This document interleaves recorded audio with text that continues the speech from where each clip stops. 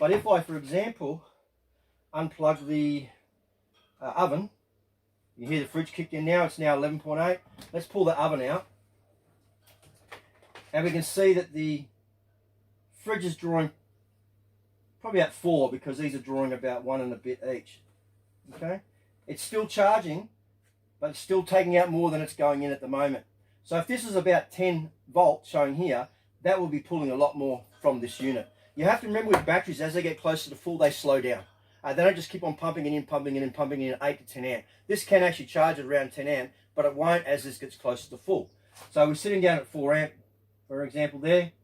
So if I pulled, say, the fridge out, you see the lights going on.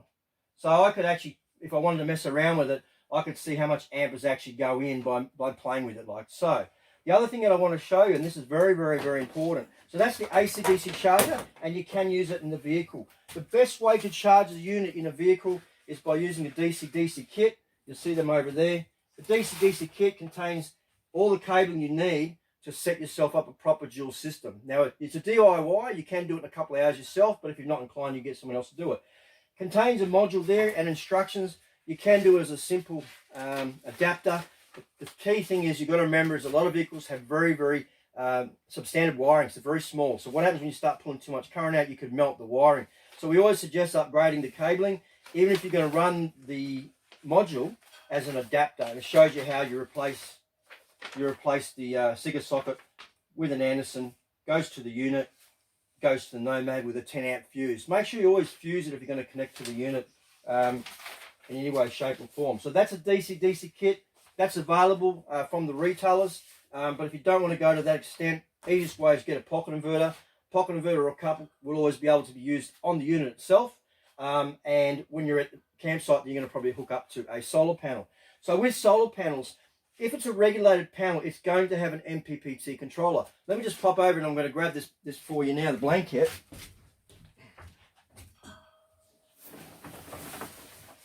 So as you can see here, this blanket has got a MPPT controller. Now I can take this off and then it'll become unregulated panel. But at the moment, it's regulated. So for example here, now this is not ideal because you should have it in full sun. But what will happen is we'll get a lot of questions from people saying, oh, it used to charge when my fridge is running, it doesn't charge anymore. And they said they're using the same blanket. But the question is, the sun's always changing, the temperature's changing, the panel might be dirty than it was 2 weeks ago because you've been out camping. So that's a huge difference between the amount of amp that will come through. So you can test it with a multimeter. And what I'll do is I'm going to connect this back up as a regulated charge. And so I've got that plug back in. I'm going to put the panel back outside.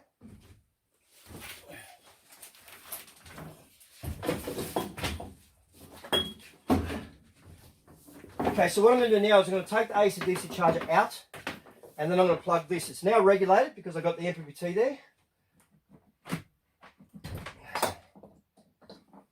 And I've got a bit of sun on the panel now, but I still don't think there's much sun out there.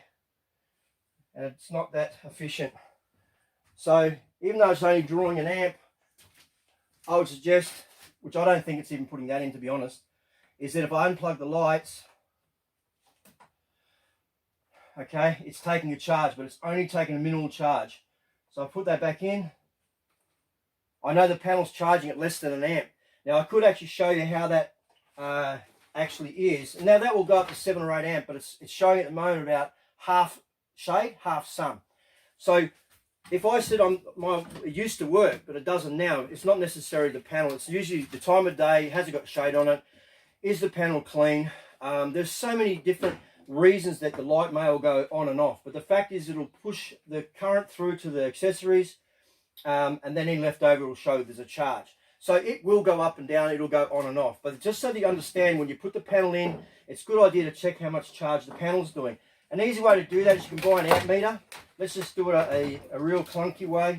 And a clunky way is you can take these insulated covers off, for example here. Let's do it now. So take insulated covers off. I know people make comments that sometimes they don't like this red and black pole thing. But the fact is sometimes you get caught out and you need to strip a wire and you need to connect it with something. And, you know, if you haven't got an Anderson, you're kind of stuck. And also people will say that you can short circuit it. You can short circuit it anyway if you plug it in, if you accidentally put, connect these two up in here. So that can still happen anyway. So let's pull the reg out of here.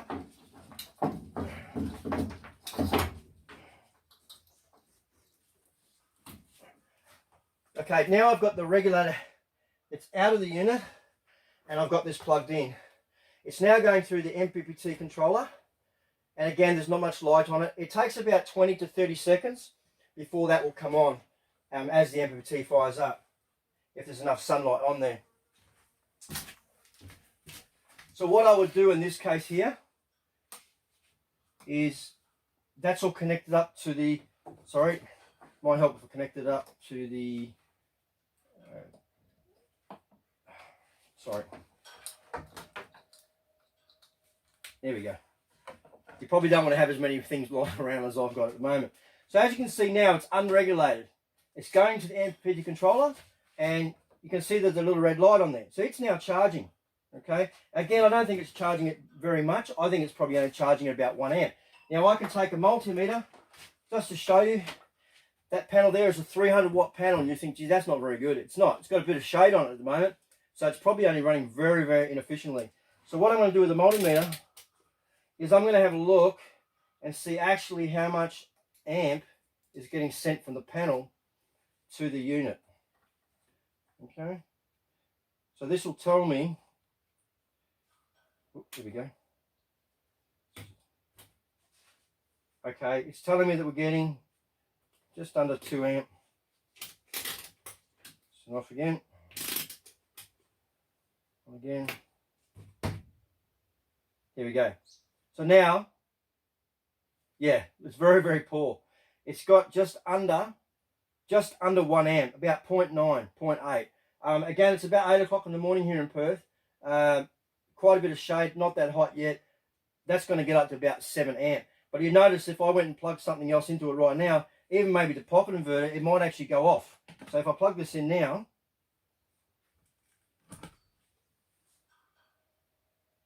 and I put a, let's put the, let's plug the charger in, just to prove a point. The charger's now on there. This will start to fire up. The red light goes off. Now that's a 300 watt panel, but it's only charging at 1 amp. I'll get an email saying there's a fault, it's not charging, it's not correct. The panel's only putting in, like I said, it's only putting in not even 1 amp, and it's drawing out 4. Okay, so the fact is that it's not going to show a light here, but rest assured it is actually putting current into the actual unit. Okay, if I pull this out, prove a point, I've still got the actual multimeter set up and connected, and it's not even showing anything on the USB charging. So again, it's a simple rule, is how much is coming in, how much is going out. And if you keep an eye on this, this will give you an idea, oh, okay, there must be only 2 or 3 amp in, because when I'm drawing it out, it stopped charging. Sometimes that will run full sun and be running the fridge and a few other things. It'll be 8 amp or 7 amp, and the red light's on because it's full sun, it's 40 degrees heat, and we're going to get more in it. That panel is very, very dirty, and it's probably needs a clean, and that will probably give me about another amp just by cleaning it. So that's charging the unit by solar panel, regulated and unregulated, charging with the AC/DC, and using a pocket inverter. Again, pocket inverters, I'm going to stress, they're not designed to be run 24 hours a day, 7 days a week. The same as AC/DC chargers, they're not meant to be plugged in and left for 24/7, 7 days a week. You charge the unit up, let this thing cycle, and the fact is when it's full, it's full. There's no need to try and make it more full. We still commonly get people try and overcharge it. And the other thing you might say is, what about if you short circuit it? What do I do? Okay, well, let's just do that for example right now. Let's take that off. It's not charging. And let's short this unit out. You will find at the bottom of this website there is a number of other tutorials, common questions and answers, and also how to reset a dead short, and also to reset an overcharge. An overcharge is when you're putting too much current in. We know that you've done it because the system tells us that. Very, very straightforward. We know if you put in 30 or 40, 50 amp into the BMS, it will take it, it'll bleed it off. It might do it 20 or 30 times, but eventually you will kill it. If you don't follow the instructions, you can kill it if you really, really try. But to give an example, on the top of this, quick reference guide, it gives you all of the ratings for the unit, and it's pretty easy to follow them. So if I do a dead short, for example, and it's actually working, oops, sorry, it's not connected. So if I wanted to do a dead short for the unit, shows I've got a faulty one of those, but I would try and short this out.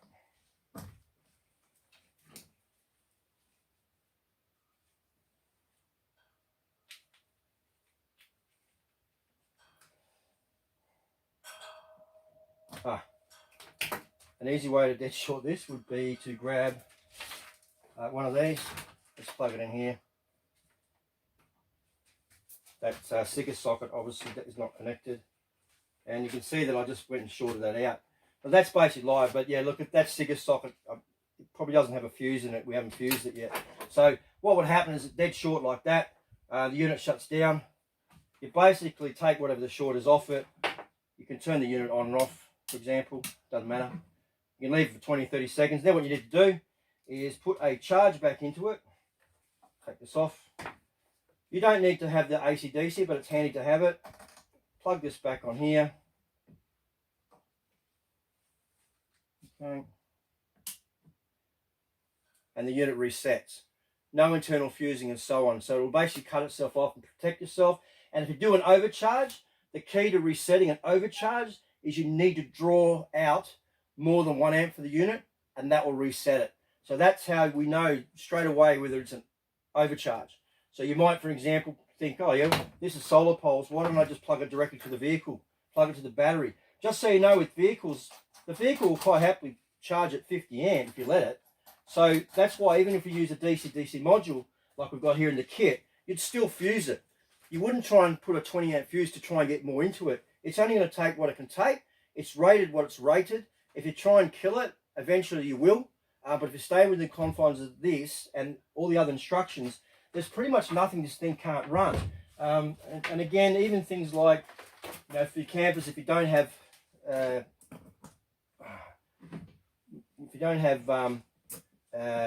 cons, for example, then obviously, you know, put things like fans.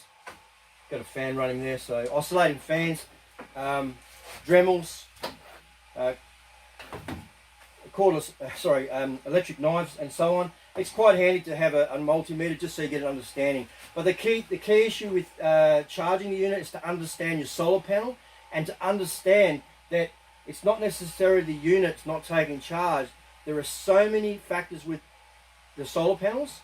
And again, if it's regulated, so it has a control of itself, it goes into red. If it doesn't have a controller, it goes into here. Maximum 10 amp on this. Again, on the back of your solar panels, it will tell you what it's rated. And the other thing is that with solar panels, is I might have a switch between AGM lead acid gel or lithium. If it doesn't have one that's got lithium, that one down there doesn't have a choice of anything. Just put it on gel. If it doesn't have that, put it on AGM.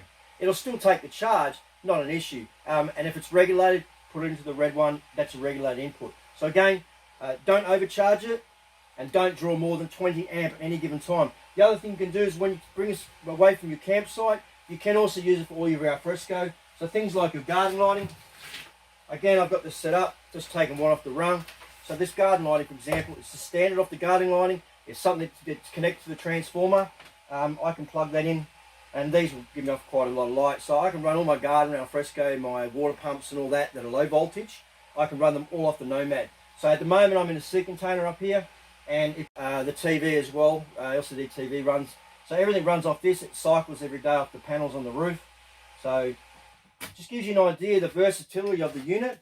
And I know this has been a long podcast, but you know, we've had so many questions that are kind of very similar, and they're really covered in the instructions. If you don't read the instructions, you're just going to continue asking more and more questions.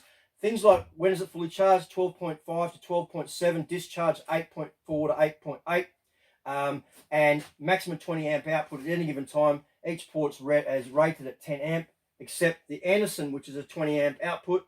Again, don't exceed the draw over 20 amp. You can see it on screen here. If you want to know how long a fridge is going to run, look at the manual of the fridge. It'll tell you, for example, what an average amperage per hour to use based on a temperature setting, and it'll be an average.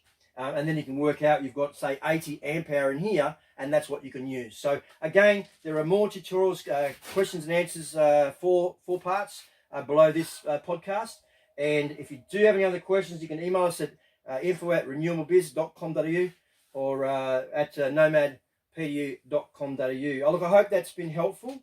But again, the inverter is very important. These inverters here, they do work, and they're with our partners. They do work with our charger. Some inverters won't work. You can get inverters for places like JCar and so on. Don't put a 500 watt inverter into this, because a 500 watt inverter has the capacity to probably draw 60 to 80 amp, which means you're gonna fry the unit. It'll shut itself down, but why do it? 150 watt, 200 watt inverter, no problem. And then look at how much it's drawing. And as long as it's under 10, if you've got on each port, maximum 20, you pretty much can't go wrong. So thanks again for joining us. Hopefully that answers a lot of your questions. I know it's been a bit scratchy and running around, but I figured that we'd just try and get it all out of the way in one go. And then if you've watched this and you have other questions, go through the website. You'll find other questions and answers. There is a DCDC install kit instructions on the website. Just go and click on there and it'll give you the full breakdown instructions and spec on the DCDC. We do have a 20 amp DCDC as well as a 10 amp, but don't be over excited about getting a 20. Not necessarily needed, because only people like tradesmen and things like that, where they need to put a lot of current in, are typically using it. So again, thanks for joining us. I'm sure that we'll talk again soon, and I'm sure you have some more questions, but hopefully that covers everything. Thanks.